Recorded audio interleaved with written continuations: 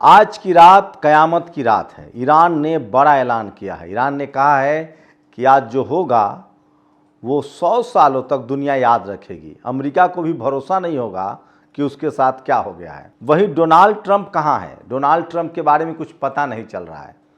कहा जा रहा है कि वो अस्पताल में है, कहा जा रहा है कि पत्रकारों से मिलने की मनाही है और कहा जा रहा है कि अमेरिका कुछ बड़ा करने वाला है। अमेरिका क्या बड़ा करेगा वो तो बाद में पता चलेगा, क्योंकि अब तक कुछ पता ही नहीं चल रहा है। डोनाल्ड ट्रंप की पूरी विश्वसनीयता खत्म हो चुकी है। युद्ध के 5वें दिन ही उसने कहा था कि एयरफोर्स खत्म है, ईरान का नेवी खत्म है और हम 7-8 दिनों में इस युद्ध से निकल आएंगे।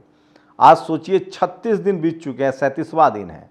36 दिन क्या क्या नुकसान हुआ अमेरिका को वो सुनिए। F-15E स्ट्राइक ईगल खत्म हो गया, 2 HS-60 हेलीकॉप्टर क्षतिग्रस्त, MS-6 लिटिल बर्ड नष्ट, A-10 थंडरबोल्ट सेकेंड नष्ट, 2 C-130 हरक्यूलस नष्ट, 12 MQ-9 रीपर नष्ट। संभावित अपुष्ट नुकसान F-16 fighting falcon emergency squawk, KC-135 Stratotanker emergency squawk, A-10 संभावित इमरजेंसी लैंडिंग। ये आंकड़े हैं, ये जिसको अमेरिका भी मान रहा है। सोचिए F-15, F-16, F-35 ये वो विमान है और अब अमेरिका के पास कुछ नहीं है। वो सिर्फ दुनिया को भरोसा दिला रहा है कि हम इस युद्ध से पीछे नहीं हट रहे हैं, हम बड़ा हमला करेंगे ईरान पर। लेकिन सोचिए इस्फहान में 300 अमेरिकी सैनिक उतरे थे रेस्क्यू के लिए, सबको गोली लगी है। अमेरिका खबरें छुपा रहा है, वो दुनिया को बता नहीं रहा और खीज में है डोनाल्ड ट्रंप। तो क्या ईरान पर परमाणु बम की हमले की तैयारी है? क्या ईरान पर अमेरिका अपने सारे बमबार्ड लगा देगा? क्या अमेरिका अपने सारे फाइटर प्लेन लगा देगा? और क्या सचमुच ईरान इससे डर गया है? सोचिए, अगर ईरान डर गया होता तो वो पहले ही समझौता कर चुका होता। दरअसल ईरान के पास ऐसी वायु रक्षा प्रणाली हाथ लग चुकी है जिससे अमेरिका का कोई भी विमान सुरक्षित नहीं है। और नतीजा यह है कि इजराइल के जितने सारे फाइटर प्लेन थे वो सब ध्वस्त हो चुके हैं। इजराइल का पूरा एयरफोर्स का बेड़ा खत्म हो चुका है। इसलिए इजराइल इस युद्ध में दिख नहीं रहा। अमेरिका सिर्फ हवाबाजी कर रहा है, वो कोशिश कर रहा है वॉर विथ टॉक, वो शब्दों की युद्ध लड़ाई लड़ रहा है। उसकी कोशिश है कि उसकी धमकियों के आगे ईरान झुक जाए। और इसलिए ईरान के विदेश मंत्री ने कहा है कि धमकी मेरे जूते के नीचे, अगर हमें डरना ही होता तो हम युद्ध में क्यों आते। और सोचिए 48 घंटे का अल्टीमेटम, और अमेरिका ने कहा कि ईरान को मैं मौका दे रहा हूं, वो सरेंडर कर दे, समझौता कर ले, सीज फायर कर ले। उसने कहा कोई सीज फायर नहीं। ईरान ने पहले ही कह दिया है कि युद्ध का शुरुआत अमेरिका ने किया है, युद्ध का खत्म जो है वो ईरान करेगा। सोचिए इस्फहान शहर जिसको सबसे बड़ा हथियारों का जखीरा कहा जा रहा है, वहाँ तक अमेरिकी सैनिक पहुँचने की कई बार कोशिश कर रहे हैं। पहले तो बड़ा बमबारी हुई, बड़े हमले हुए, बड़े बड़े बम और मिसाइल गिराए गए कि इस्फहान के सारे हथियार खत्म हो गए। फिर इस्फहान में 300 सैनिकों को उतारने की कोशिश हुई। सोचिए ईरान के जो मैप है, ईरान के पास जो डिजिटल तकनीक है, उसे चप्पे चप्पे पर उसकी नज़र है। और सबसे बड़ी बात है कि उसकी वायु रक्षा प्रणाली जो है वो कारगर है और वो सबसे तकनीकी रूप से सक्षम है। सोचिए 45 साल की तैयारी है ईरान की, जो देश 2.5 लाख मिसाइल बना सकता है। ईरान पर इसलिए भरोसा होता है क्योंकि दुनिया के किसी देश की ताकत नहीं थी कि इस तरह से वो अमेरिका के साथ इतने दिनों तक रुक जाए युद्ध में। कहा जाता था कि पहले चीन, रूस और अमेरिका, ये 3 दुनिया के पावर सेंटर्स हैं, लेकिन अब दुनिया में चौथा पावर सेंटर्स ईरान बन गया है, क्योंकि वो अमेरिका के सामने झुक नहीं रहा है, बल्कि अमेरिका को उसने झुका दिया है। कोई ऐसा फाइटर प्लेन नहीं है, कोई ऐसा जहाज नहीं है, यहाँ तक कि स्प्रिट 2 बॉम्बर को भी निशाना बनाया है जो सऊदी अरेबिया में हैंगर में था।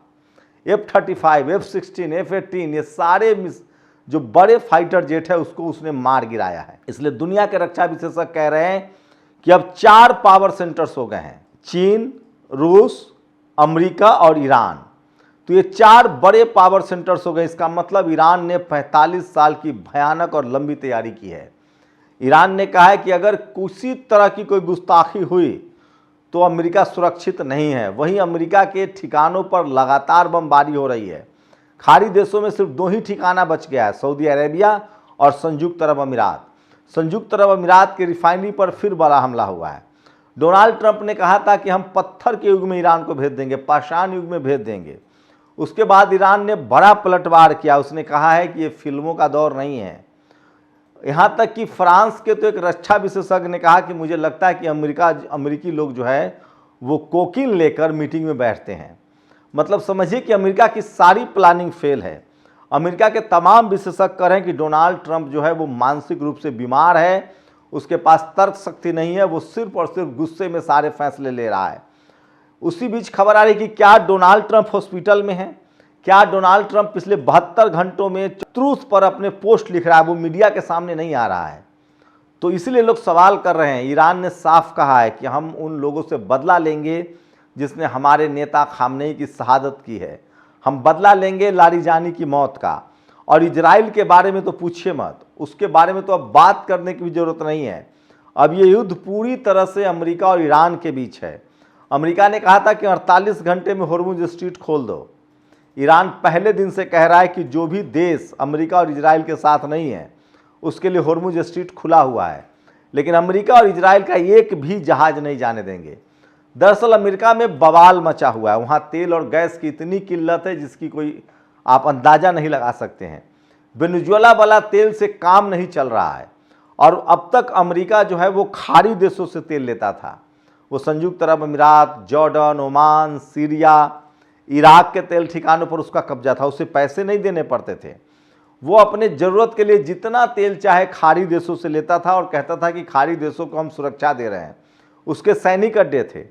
साथ ही खाड़ी देश जो भी तेल उत्पादन करते थे, जो भी बिजनेस होता था वो डॉलर में होता था। अमेरिका ये भी कहता था कि मेरे डर से रूस का तेल दुनिया नहीं खरीद रहा है, मेरे डर से ईरान से तेल लोग नहीं खरीद रहे हैं। 7 साल बाद भारत ने ईरान से तेल खरीदने का फिर से शुरुआत करने की बात कही है। तो अमेरिका कहता था खाड़ी देशों को, Jordan, Syria, Oman, Bahrain, Qatar, संयुक्त अरब अमीरात, सऊदी अरेबिया, बहरीन, इन तमाम देशों को कहता था, सीरिया को, कि हमारे डर से दुनिया के तमाम देश रूस और ईरान से तेल नहीं खरीद रहे, इसलिए तुम्हारा तेल बिक रहा है, महंगा तेल बिक रहा है, इसलिए इसका सारा कमीशन मुझे जाएगा। उसने प्रतिबंध लगा रखा था ईरान पर पिछले 45 सालों से। और ईरान अपना ही तेल नहीं बेच पाता था। ईरान अपना ही तेल का उत्पादन दुगना नहीं कर सकता था, कोई खरीदने वाला नहीं था। उसका तेल सिर्फ रूस और चीन खरीदता था। रूस के पास खुद अपना तेल है। रूस के तेल पर ही प्रतिबंध था। यूरोप के सारे देश खाड़ी देशों से तेल खरीदते थे। लैटिन अमेरिकी देश खाड़ी देशों से तेल खरीदते थे, इसलिए लोग मालामाल हो रहे थे। लेकिन एक ही झटके में सब खत्म हो गया है। अब रूस और ईरान जो है वो दोगुना तेल प्रोड्यूस कर रहा है और अपनी शर्तों पर बेच रहा है। पहले तो डॉलर में तेल बिक नहीं रहा है, रूबल में बिक रहा है, युआन में बिक रहा है, या ईरान की करेंसी में बिक रहा है। वहीं हॉर्मुज स्ट्रीट और अलमंदेब से तेल का जाना लगभग बंद कर दिया है। तो अमेरिका को जो झटका लगा उसकी किसी ने कल्पना नहीं की थी। दरअसल अमेरिका को भी अंदाजा नहीं था कि ईरान ने इतनी बड़ी ताकत बना ली है। कहा जा रहा है कि ईरान के पास एक ऐसा वायु रक्षा प्रणाली है कि अगर अमेरिका के कोई भी जहाज उसके एयर स्पेस में आता है उससे पहले ही उसे मार गिराया जाएगा। और ये बात सच साबित हुआ है। ड्रोन्स मारे गए हैं, फाइटर प्लेन्स गिर रहे हैं। अमेरिका की पूरी दुनिया के सामने भद पीट रही है। इसलिए अमेरिका लगातार कोशिश कर रहा है कि किसी तरह से इस युद्ध से वो सम्मानजनक तरीके से निकल जाए। और इसलिए वो बार बार बयानबाजी कर रहा है कि कम से कम ईरान पर धाक जमाया जाए, उसे रौब दिखाया जाए और दुनिया को मैसेज दिया जाए कि देखो ईरान हमसे डर गया। लेकिन ईरान को सच्चाई पता है। ईरान को पता है कि अब चाहकर भी अमेरिका मेरा कुछ नहीं कर सकता है, क्योंकि अमेरिका के साथ अब कोई खड़ा नहीं है। ईरान पर एक खतरा था कि हो सकता है नाटो उस पर हमला करे, तो सारे यूरोपीय देश से वो नहीं लड़ सकता था। ईरान को खतरा था कि खाड़ी देशों में चूंकि वो लगातार अमेरिकी अड्डों पर हमला कर रहा है, तो खाड़ी देशों पर हमला करेगा तो अभी ईरान की मुश्किल बढ़ती, पैदल सेना नजदीक आ सकता था। लेकिन ये सारी संभावनाएं खत्म है। आज तो यूएई, संयुक्त अरब अमीरात ने फ्रांस के साथ राफेल डील को भी रद्द कर दिया है। तो सोचिए यूरोप का दबदबा भी खत्म हो रहा है। वहीं ईरान ने यूरोप के देशों को अपने साथ मिला लिया है। स्पेन ईरान के साथ है, फ्रांस अब ईरान के साथ है, उनको तेल मिल रहा है। जो जो देश मदद कर रहे हैं अमेरिका और इजराइल की, उसी के खिलाफ है ईरान। और खाड़ी देशों ने तो लगभग अब तय कर लिया है कि ये युद्ध आगे नहीं बढ़ेगा।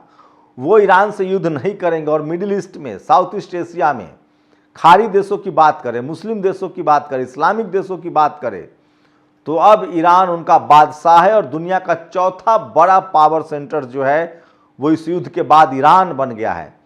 ईरान ने कहा है कि अगर हमारे उसके जितने जो परमाणु प्लांट के शहर हैं, जो उसके परमाणु प्लांट है या उसके जो न्यूक्लियर रिएक्टर्स हैं, वो सब समुंदर के उन इलाकों में है जहां से खाड़ी देश नज़दीक होता है। अगर उन पर बमबारी होती है, वहां से रेडिएशन होता है, तो जो खाड़ी देश है उनकी बर्बादी पहले होगी।